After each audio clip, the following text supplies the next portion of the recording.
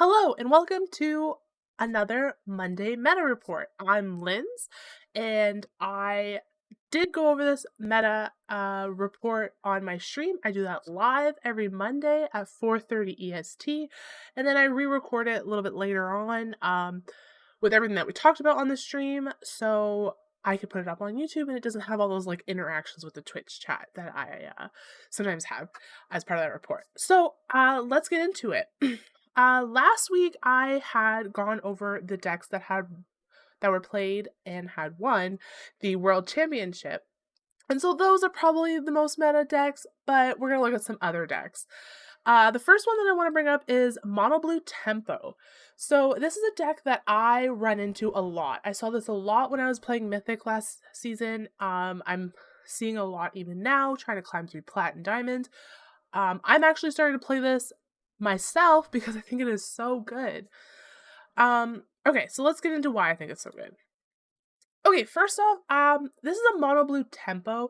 There's like a lot of different definitions for tempo. And some people say tempo is the most important thing in Magic, that if you don't understand tempo, that you can't understand like what the proper plays are. Like there's a whole bunch of talk about tempo in the Magic community. But the simplest definition of tempo, in my opinion, is just a deck that has control and aggro. So a tempo deck is just trying to get a lead on you. They're trying to have a bigger board state by removing your board state or putting down a lot of aggression and having answers for anything you would do to stop them. They just seem like they're always one step ahead of you, and that's where the name tempo comes from. Like their tempo is higher than yours. Generally speaking, in every game of Magic, somebody's tempo is better than the other person's and they're likely to win, but this deck is specifically designed to always have tempo. So, it's control and aggression. So what kind of cards are we going to see? We're going to see counters, we're going to see draw, and we're going to see creatures. So the counters are keeping the board state in their favor. The draw is making sure they always have more cards than their opponents. And the creatures are their aggressions and how they're going to win. Okay, so let's look at the first card up is the Delver of Secrets. So this is a 1/1. I'm actually going to jump over and look at it in the browser here. This is one of the deck lists that I was using. I just pulled this off of MTG Goldfish. This had a fourth place finish. This build is in lots of different sites and meta lists, like on many websites, but I just happened to pull this one up to look at it. So let's look at the Delver of Secrets. It actually has two states. So the first state is just a 1/1 for 1. At the beginning of your upkeep, you can look at the top card of your library and you reveal that card. If it's an instant or sorcery, you can transform him. And then he's a 3/2 flyer. So what makes this card so good is that you could flip it by turn 2, potentially, and then you're swinging for 3 in the air on turn 2. That right there is an advantage. So, looking at this card, we already know this deck is going to be packed with instances and sorceries because you want to make sure that your draw hits one of those often so that you can transform him. Otherwise, his value is just not there, right? So let's look at the next card. So the next card is the Haughty Djinn, and I think this card makes this deck. So this is a 3-cost flying creature. Its power is equal to the number of instant and sorcery cards in your graveyard, so I encourage you to cast them. And this part is crazy to me that this text is on this card, because this card is already good. But at the very bottom it says, instant and sorcery spells you cast cost 1 less to cast. So all of your counters cost 1 less. And if you have 2 of them down, they take 2 less if they have colorless mana to be used on them. So incredibly good card. And it's flying as well. So definitely really good. Okay, and the next card I want to look at is the Tolarian Terror. I know that we're just focusing on creatures right now, and we talked about how there's going to be tons of instants and sorceries in this deck. We're definitely going to get to them. I just think that these creatures are a big part of the deck. They run 4 of each of these, so they're running 12 creatures, which is quite a lot for like a control deck. But they just synergize so well with the deck. I think they're worth showcasing. Okay, so let's look at the Terror. So this is a 7-cost 5/5. But this spell costs 1 less to cast for each instant and sorcery in your graveyard. And it has Ward too, which is just a bonus annoyance for the enemy. So this thing can go all the way down to just costing a single blue for a 5/5 if you can get enough instant and sorcery cards into your graveyard. And so besides these creatures, every other card in this deck, aside from the land, of course, is an instant and sorcery. Alright, let's look at some of them. So I have a little bit of a list for the control cards that I want to go through, but first off I want to talk about this Slip Out the Back card. So this is a 1 cost, which means it's very easy to cast this for only 1 blue mana. It puts a 1/1 counter on a target creature, and that creature phases out. So it will buff any of these creatures and basically save them. So this could be, you can use it similar to using a hexproof spell, where if they're trying to target the spell with a removal or anything like that, you can phase it out. But this card also saves you from Lily, where they're trying to get you to sacrifice the creature. So if the creature is phased out, it cannot be sacrificed or exiled or interacted with in any way. And it only phases out until your next turn. So it just saves you. And it saves the creature and puts a 1/1 counter on it, and it saves it from anything that could come at it. They basically need to be able to stack double removal in order to answer against this, which is not super common. So fantastic card. Okay, let's talk about some of the other instant sorceries in here. I have a little bit of a list because there's tons of things. Alright, first one is Consider. Look at the top card of your library. You may put that card into your graveyard or draw a card. So this is just draw and search, like we're looking for whatever we need. It's a 1 cost, so it's very easy to cast and helps us buff up all of our creatures. So we have a ton of these 1 cast cards that are actually useful. So Fading Hope is another one. You can return a target creature to its owner's hand. So if you didn't have a counter for something, it made it down onto the board, you can pop it up. Also, if that creature has mana value 3 or less, you scry 1. I actually find myself using this just for the scry sometimes. Like a creature, I'm not at risk of dying to like a 2/2, but I will bounce it, or I'll bounce a token just to remove it and get the scry. So very nice. Another one, Spell Pierce. Oh man, when you get a good Spell Pierce, it feels so dirty. This is a 1 cost counter target non-creature spell unless the controller plays 2. Early in the game, though, if they're trying to cast like a Lily on turn 3 and they don't have that spare mana, countering it with 1 single blue seems unfair. It's just crazy the value you get out of this. They're trying to cast like 3 or 4 costs, even a 5 cost value card, and you're countering it for 1 cost. So it works really well against all the enchantments, artifacts, and planeswalkers that are run in standard right now. So excellent choice. Alright, and then I think I have one more in here, and that's Make Disappear. So there are some other cards that are run in this deck. We can take a look at them in a second. But this is the main counter. Everybody runs 4 Make Disappears, 3 or 4. And this is counter target spell unless the controller plays 2, and you can actually sacrifice a creature to make it so they have to pay 4. I've occasionally done that if I have a really good board state and I'm not worried about losing 1 creature and I really need the counter to go off. So it is really, really valuable.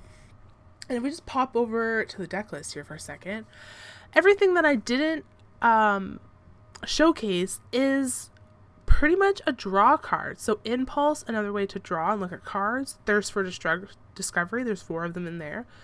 Draw 3 cards, discard 2 unless you can discard a basic land, which is very likely if you're drawing 3 cards. So everything else kind of brings you draw or is another version of a counter. You'll see in the sideboard they are running Disdainful Strokes, which counter spells that are 4 or greater mana cost. Essence Scatters to target creatures and negates to target non-creatures if the Spell Pierce isn't doing it for you. Okay, so what's the strategy? We kind of talked about it all along, but it's to control until they can overpower you with these creatures.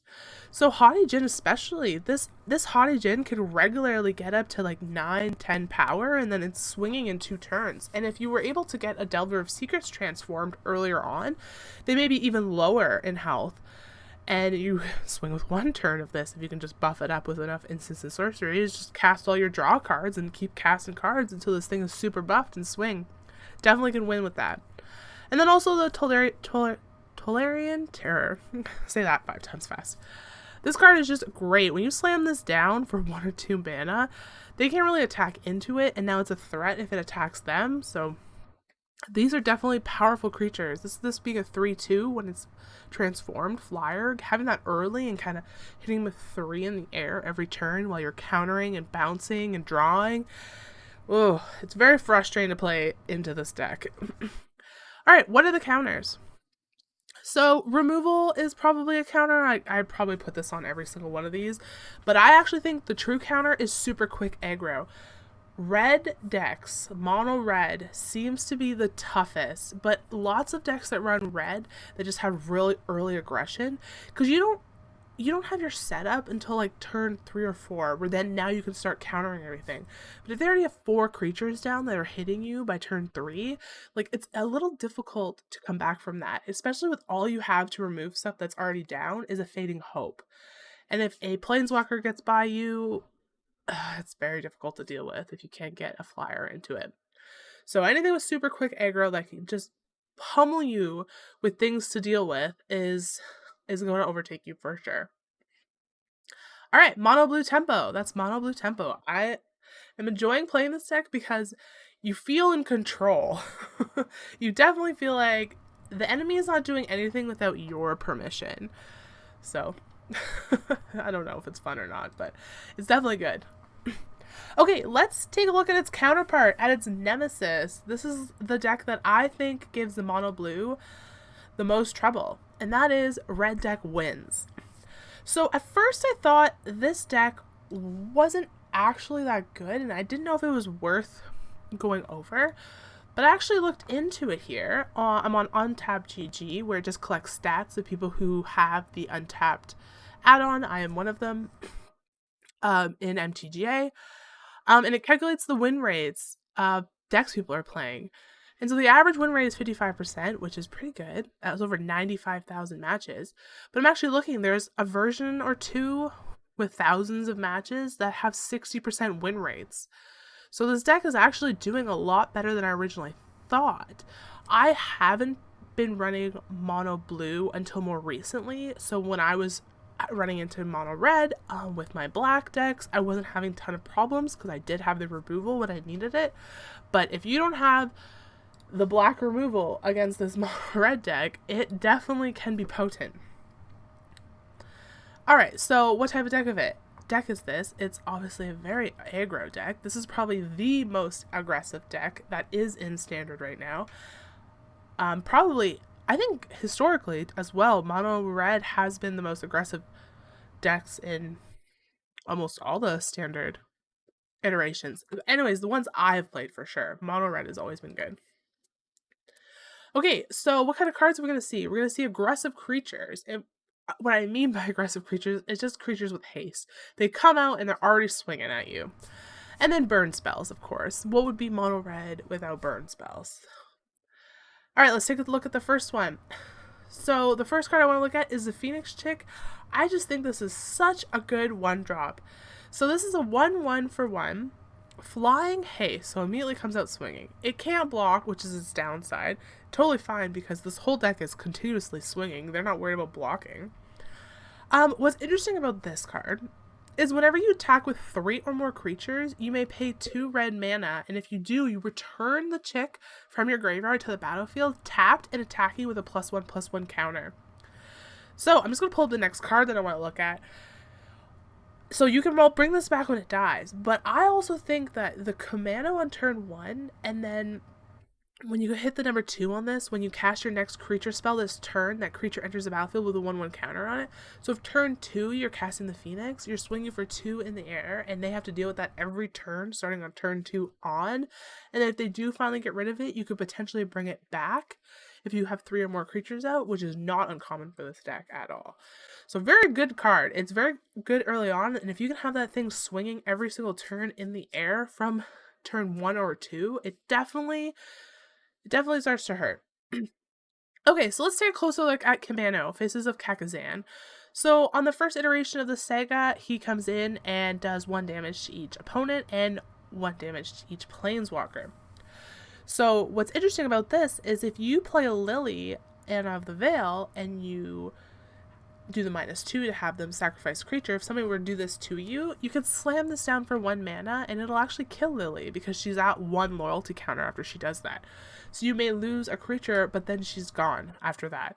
So it has some good uses where there are other planeswalkers that go down to 1 and you can just slam this down and kill them and you don't have to use your burn spells on it. You just get the value because this card is doing 1 damage regardless, right?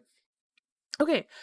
The second saga, when you cast your next creature spell, that creature enters with a 1/1 counter on it. We already talked about that, so good with the Phoenix chick, but because there's so many creatures in here, you can pretty much proc that all the time.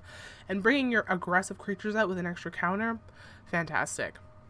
Alright, and then the third saga, it flops over. Let's pull it up on the browser here. Okay, so it turns into a 2/2 haste creature. With more though, it says if a creature dealt damage this turn by a source you control would die, exile it instead. So if you're able to burn or fight a creature in combat, like attack into a creature, they block and die, any creature that you can do damage to that ends up dying is exiled.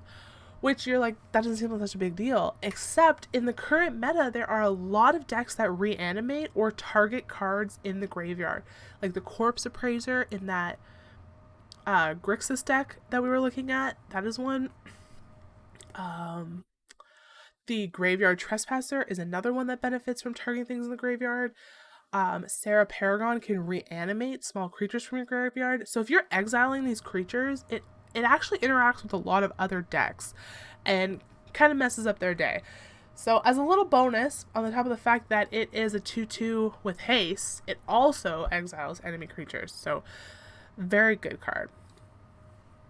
Okay, next card.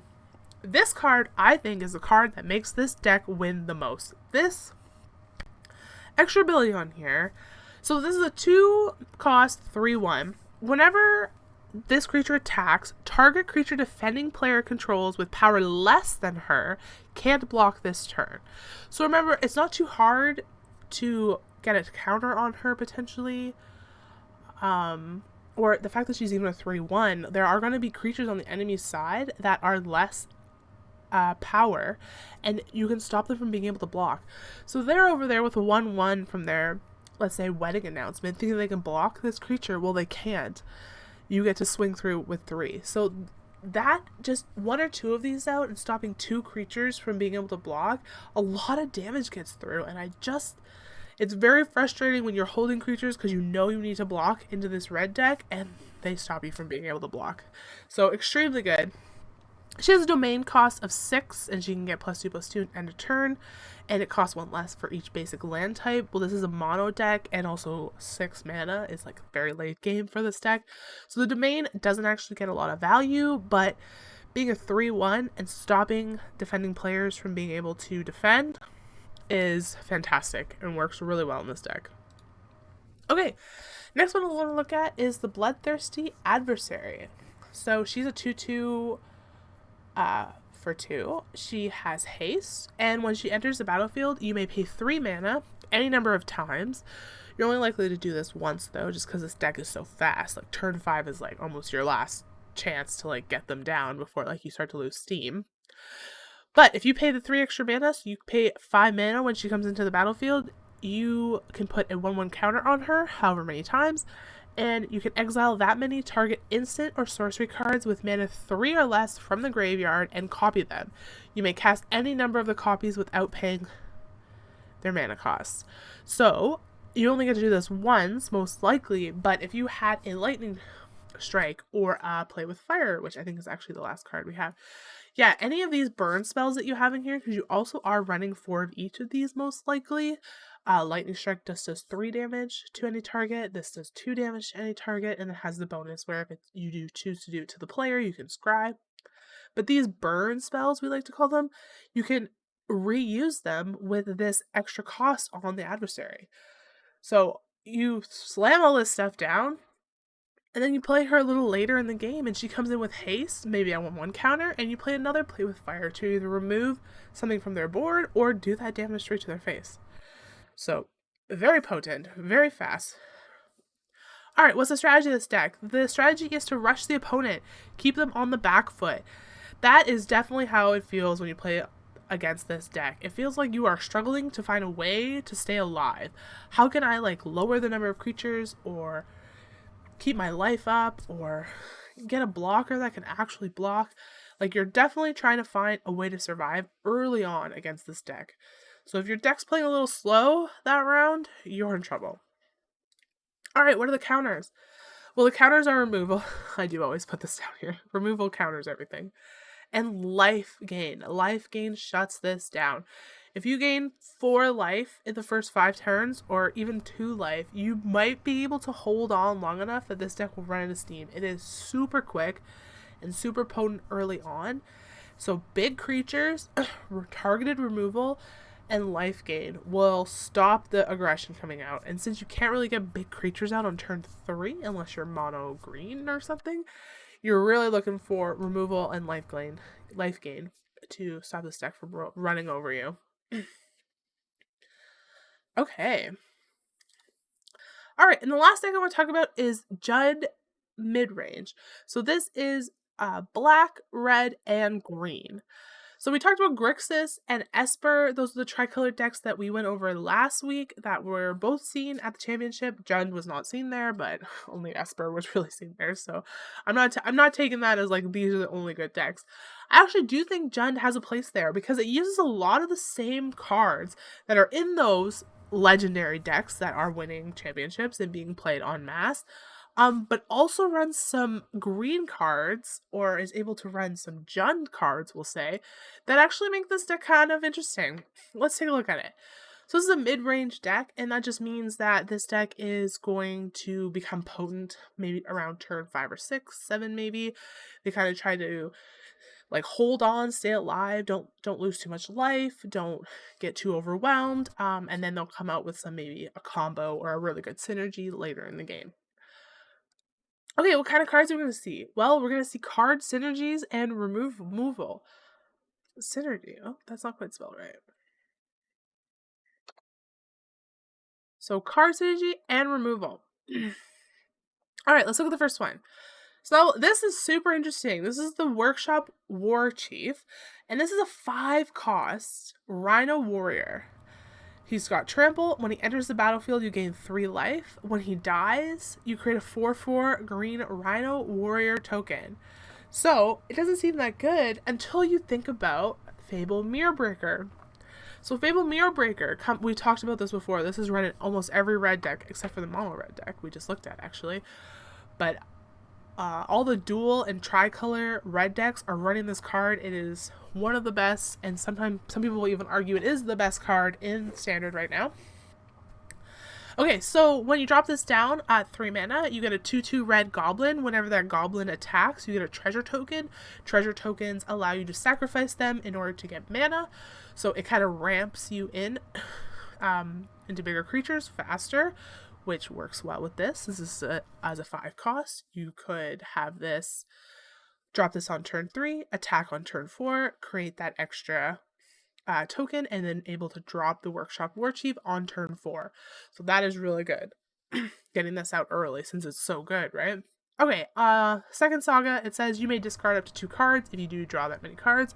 So a little bit of cycle, so you can get rid of the cards that aren't good for you, get some new ones. And then lastly, we're going to go over to a browser here. Lastly, when it flips over, it becomes a 2/2 creature with the ability for 1 mana. You can tap it and create a token that's a copy of another target non-legendary creature you control, except it has haste, and you sacrifice it at the end of your turn. Okay, so if you are able to use Kiki Jiki, the transformed version of this Mirrorbreaker, on the War Chief, when it enters, you will gain 3 life, and you have to sacrifice it at end of turn. When you sacrifice it, or if you attack it, it dies, you create a 4/4 green Rhino Warrior, and the warrior stays because it's triggered off of the death of the token, and it is not part of the token text that says it must be sacrificed at end of turn. So each turn, you can gain 3 life and create a 4/4 green Rhino. If you can have these 2 cards, out on the battlefield at the right times. So incredible card synergy there. That works really well together. Okay, what else is in here? All right, we have Unleash the Inferno. So Unleash the Inferno is a Jund specific card. It takes a black, a green, and a red. And it says, it's an instant, Unleash the Inferno deals 7 damage to target creature or planeswalker. When it deals excess damage this way, destroy target artifact or enchantment an opponent controls with mana value less than or equal to the amount of excess damage. So, 7 damage. So if you think of all of the enchantments and artifacts, whatever their mana cost is, that's their like amount that you have to do to them. 7 damage is actually really good. Like, you can destroy something with 4 damage, and then you could kill a wedding invitation. Or you can kill a planeswalker that had 2 loyalty counters, and then you have 5 more damage to kill an artifact or enchantment that might be causing problems. So this is like a double removal almost every time. It's not quite as good as the Invoke Despair, which is something we saw in a lot of the like Grixis.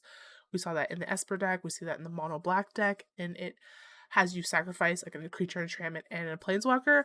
I still think that is a little bit better of a card just because it gives you the draw as well. But this is 4 mana. It's a lot easier to cast, especially in this deck, since you're going to be running all those colors like vastly, because you still have 2 green things you need to cast. This deck still has a shield red in it, so you need the 2 black. So it's super easy to cast. You'll definitely have one of each of the colors, no problem, and it has really good value. Okay, next card. Burn Down the House. I don't know why, but Magic was like, everybody has a mass removal except for red. I don't know if maybe green doesn't have one, but there are so many board wipes in the game, and here is another one. Burn Down the House. For 5 mana, you can choose one of the following. You can burn down the house, which means you will deal 5 damage to each creature and each planeswalker. So that's pretty much guaranteed board wipe. Like, how often are there creatures out there that have higher than 5 toughness? So likely to kill everything. Or you can create 3 1/1 red devil creature tokens that say when this creature dies, it deals 1 damage to any target. They also gain haste when you throw this down. This is a sorcery, by the way. So these creatures, you're thinking, oh, 3 1/1s? Why would you ever do that? It's so much better as a board removal. The thing is about the 1/1s is they themselves can do 3 damage, and then when they die, they can do another 3 damage. But more importantly than that, they make blocking really awkward. You can't block the way you thought you could block because these guys dying could potentially like finish off the creature that took a little bit of damage from a block. It makes playing around them, the enemy really has to think about how they want to block and how they want to attack, just because they have to worry about the extra damage that's going to come from these devils. So it's not always the greatest choice. I think the board wipe is probably more valuable, but if you don't need that and you just want the aggression of these 1/1s that they have to deal with, also a good choice. Okay, and the last card I want to look at before we take a look at some of the other cards of the decks, because there's a ton of good cards in this deck, but I just thought these were really interesting and almost like unique to this deck. I know Failbreaker's not unique, but the interaction here is. Okay, so we're looking at the Riveteer's Charm. So it's another Jund only, or you can run this in 5 color decks and such, but it's a black, a red, and a green. It's an instant card, and you can choose one of the following. Target opponent sacrifices a creature or a planeswalker they control with the highest mana value among creatures and planeswalkers that they control. So this is usually pretty good value.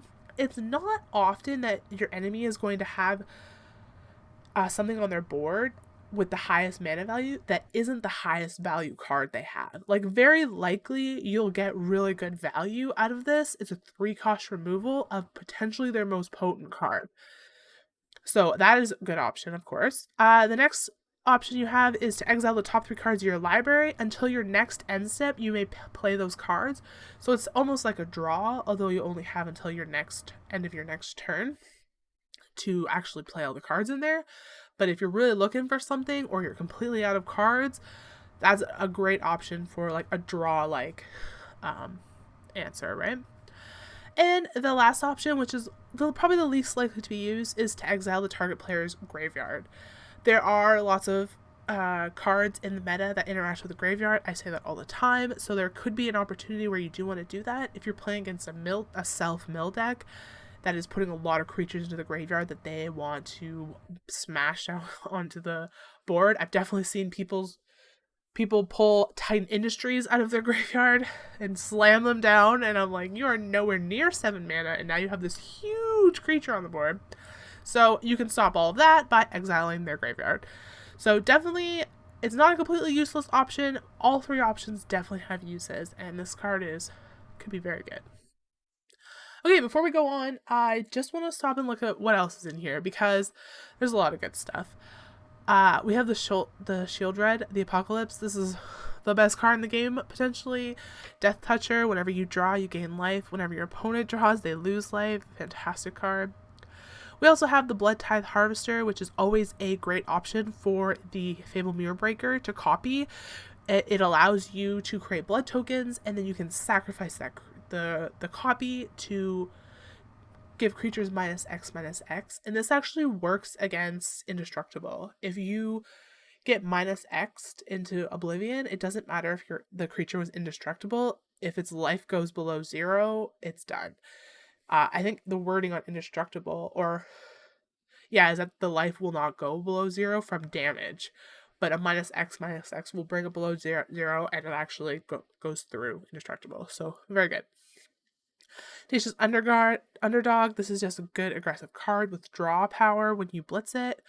The Graveyard Trespasser. This is gives you some life gain and a little bit of drain on the enemy, pulling cards out of the graveyard. And then we have a slew of removal. We have the Cut Downs, the Infernal Grasps. We have a little bit more draw with the Bankbuster. Sorin is also a draw option. The 2/3 lifelink vampire that creates is also a good option for just staying alive or dealing with flying. Can't really get past that. You always gain a little bit of life. Yeah, and there's Duress and Lilies and all those other good cards that we see in all the other black-red decks are, of course, in the sideboard. Okay, that was it. Oh, no, it wasn't. Just kidding. We have to talk about the strategy. So, the strategy of this deck is to control the board state until card synergies start working. So specifically, I was talking about the Workshop War Chief, but the Harvester getting copied. There was another option, the Briarbridge Tracker, which whenever it enters the battlefield, you get a clue token are able to investigate, which gives you draw power. So there are a couple other options in this deck that are worth copying with Kiki-Jiki. And they can very well win you the deck, absolutely. And controlling the board state, like we saw that with the Unleash the Inferno, the Burning Down the House, even this Riveteer's Charm. They have like very good removal with dealing with anything that would be a big threat to them. Okay, and what is the counter? The counters are going to be board wipes and lots of removal. Of course, this deck is... I always say removal in the counters. Removal is really good to run in your deck because it is always really good. I think that it works really well here, though, because there are synergies in this deck that make this deck extremely potent, and if you can deal with those, for instance, if you're able to exile the Workshop War Chief before the copies start going, the exile will not give you, like, if it's exiled, the 4/4 Green Rhino will not be triggered. That only happens on death, so either when sacrificed or damaged. So an exile will stop that, shut that whole thing down, and they won't be able to copy it, it'll be gone. So stuff like that can definitely slow this deck down and even potentially shut it down. The Shield Red will always be an issue. If you have an answer for that, you can potentially be okay against this. But still a very cool deck. And I'm curious to see how these decks evolve with the new set that's coming out. Okay, that is it for the Monday Meta Report. Thank you so much for tuning in. I run these live on Mondays at 4:30 EST, so tune into my stream, which I believe I had it there. At Lynn's on Twitch. So come check it out, and thank you so much.